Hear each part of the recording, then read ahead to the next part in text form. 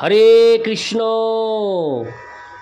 আজ 14ই কার্তিক 1432 ও 1 নভেম্বর 2025 শনিবার উত্থান একাদশী। আজ আমি ভাগবতম পাঠ করছি। ভাগবতমের চতুর্থ স্কন্ধ দ্বিতীয় ভাগ ত্রয়োবিংশতি অধ্যায় পৃথু মহারাজের ভগবত ধামে গমনের শ্লোক 8 থেকে 10। নারায়ণ হে নারায়ণ ভবভয়হরিণম নারায়ণ। শ্লোক 8। তেন ক্রমানুসিদ্ধেন ধ্বজস্তকর্ম মলাশয় প্রাণায়াময়ী সন্নিরুদ্ধোষ ড়বর্গ ছিন্নবন্ধন। অনুবাদ: এইভাবে কঠোর তপস্যা করার ফলে পৃথু মহারাজ ক্রমশ আধ্যাত্মিক জীবনে নিষ্ঠাপরায়ণ হয়েছিলেন এবং সকাম কর্মের সমস্ত বাসনা থেকে মুক্ত হয়েছিলেন। তার মন ও ইন্দ্রিয় সংযত করার জন্য তিনি প্রাণায়াম অভ্যাস করেছিলেন এবং তার ফলে তিনি সমস্ত সকাম কর্মের বাসনা থেকে সম্পূর্ণরূপে মুক্ত হয়েছিলেন। তাৎপর্য: এই শ্লোকে প্রাণায়াময়ী শব্দটি অত্যন্ত গুরুত্বপূর্ণ, কারণ হঠ যোগীরা ও অষ্টাঙ্গ যোগীরা প্রাণায়াম অভ্যাস করেন, কিন্তু সাধারণত তারা তার উদ্দেশ্য কী তা জানেন না। প্রাণায়াম বা অষ্টাঙ্গ যোগের উদ্দেশ্য হচ্ছে মন ও ইন্দ্রিয়কে সকাম কর্ম থেকে নিবৃত্ত করা। তথাকথিত যে সমস্ত যোগীরা পাশ্চাত্যের দেশগুলিতে যোগ অনুশীলন করে তাদের এই সম্বন্ধে কোনো ধারণাই নেই। প্রাণায়ামের উদ্দেশ্য কঠোর পরিশ্রম করার জন্য দেহকে সুস্থ সবল করা নয়, তার উদ্দেশ্য হচ্ছে শ্রীকৃষ্ণের আরাধনা করা। পূর্ববর্তী শ্লোকে বিশেষভাবে উল্লেখ করা হয়েছে যে পৃথু মহারাজ যে সমস্ত তপস্যা, প্রাণায়াম ও যোগ অভ্যাস করেছিলেন সেই সবেরই উদ্দেশ্য ছিল শ্রীকৃষ্ণের আরাধনা। এইভাবে পৃথু মহারাজ যোগীদের জন্য এক আদর্শ দৃষ্টান্ত স্থাপন করেছিলেন। তিনি যা কিছুই করেছিলেন তা সবই পরমেশ্বর ভগবান শ্রীকৃষ্ণের প্রসন্নতা বিধানের জন্য। যারা সকাম কর্মের প্রতি আসক্ত তাদের মন সর্বদা কলুষিত বাসনার দ্বারা পূর্ণ। সকাম কর্ম হচ্ছে জড়জগৎকে ভোগ করার কলুষিত বাসনার প্রকাশ। যতক্ষণ পর্যন্ত মানুষ কলুষিত বাসনার দ্বারা প্রভাবিত থাকে ততক্ষণ তাকে একের পর এক জড় শরীর ধারণ করতে হয়। তথাকথিত যোগীরা, যাদের যোগের প্রকৃত উদ্দেশ্য সম্বন্ধে কোনো জ্ঞান নেই, তারা কেবল দেহটিকে সুস্থ রাখার জন্য যোগ অনুশীলন করে। এইভাবে তারা সকাম কর্মে প্রবৃত্ত হয় এবং তার ফলে অন্য আর একটি শরীর ধারণ করার বাসনার বন্ধনে আবদ্ধ হয়। তারা জানে না যে জীবনের চরম লক্ষ্য হচ্ছে শ্রীকৃষ্ণের শরণাগত হওয়া। এই প্রকার যোগীদের বিভিন্ন যোনিতে বিচরণ করার থেকে রক্ষা করার জন্য শাস্ত্রে নির্দেশ দেওয়া হয়েছে যে এই যুগে এই প্রকার যোগের অভ্যাস কেবল সময়ের অপচয় মাত্র। এই যুগে আধ্যাত্মিক উন্নতি সাধনের একমাত্র উপায় হচ্ছে হরে কৃষ্ণ মহামন্ত্র কীর্তন করা। পৃথু মহারাজ এই আচরণ করেছিলেন সত্য যুগে, কিন্তু এই যুগে যারা কোনো কিছু করতে সক্ষম নয় সেই সমস্ত অধঃপতিত জীবাত্মারা এই যোগ অনুশীলনের প্রকৃত উদ্দেশ্য বুঝতে পারে না। তাই শাস্ত্রে বলা হয়েছে কলই নাস্তেব্য গতিরন্যথা। অর্থাৎ কর্মী, জ্ঞানী ও যোগীরা যতক্ষণ পর্যন্ত না ভগবান শ্রীকৃষ্ণের প্রেমময়ী সেবায় প্রেমময়ী সেবার স্তরে আসে ততক্ষণ তাদের তথাকথিত তপস্যা ও যোগের কোনো মূল্য নেই।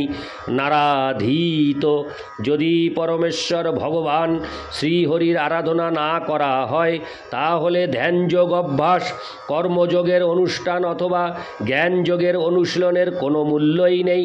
প্রাণায়ামের বিষয়ে উল্লেখযোগ্য যে ভগবানের দিব্য নাম সংকীর্তন এবং আনন্দে বিভোর হয়ে নৃত্য করাও প্রাণায়াম। পূর্ববর্তী শ্লোকে সনত কুমার পৃথু মহারাজকে নিরন্তর পরমেশ্বর ভগবান বাসুদেবের সেবায় যুক্ত হওয়ার উপদেশ দিয়েছেন।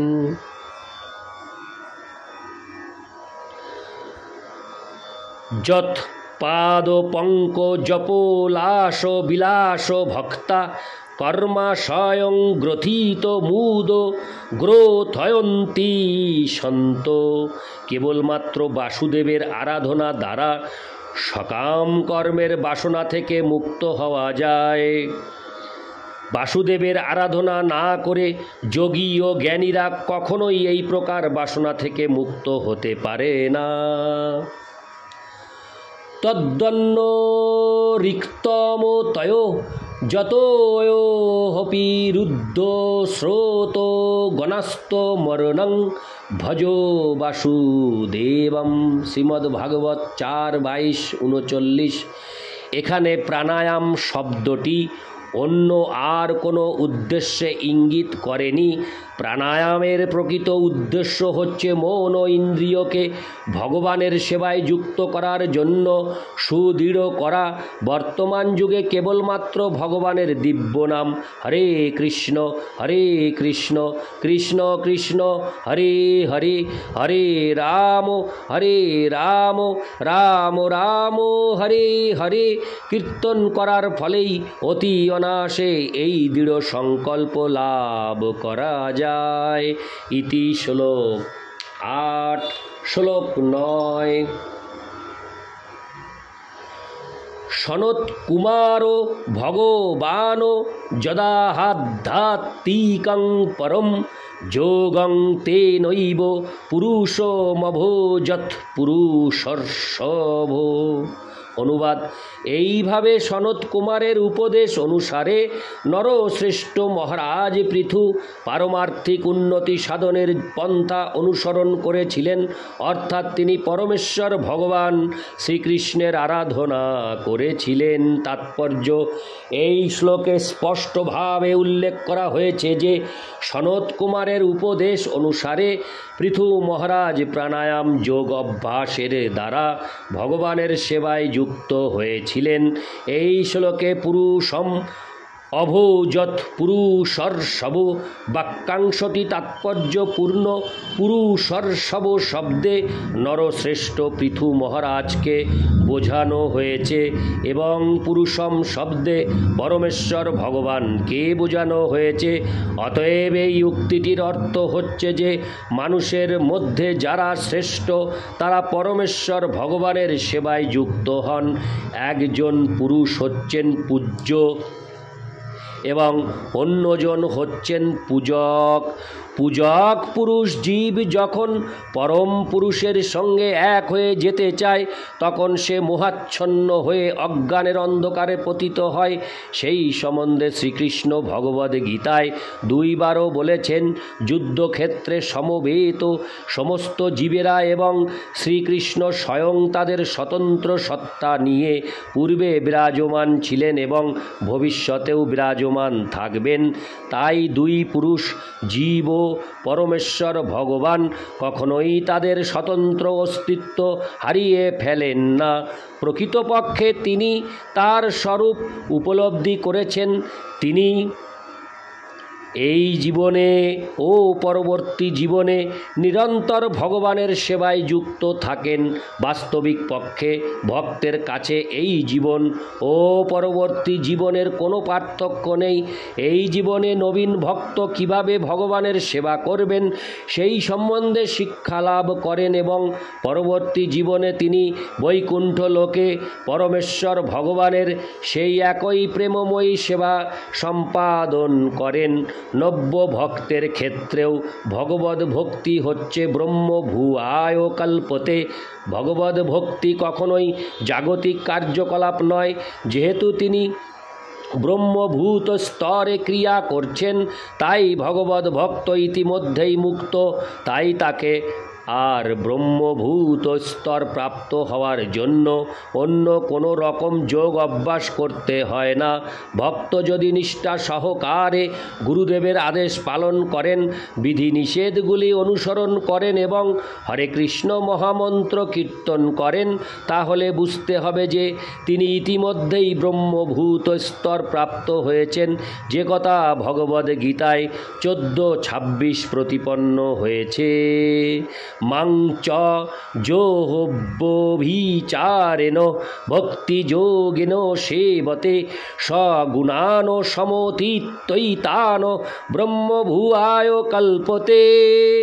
যিনি সর্ব অবস্থায় অবিচলিত থেকে পূর্ণ ভক্তি সহকারে ভগবানের সেবায় যুক্ত, তিনি জড়া প্রকৃতির গুণ অতিক্রম করে ব্রহ্মভূত স্তরে অধিষ্ঠিত।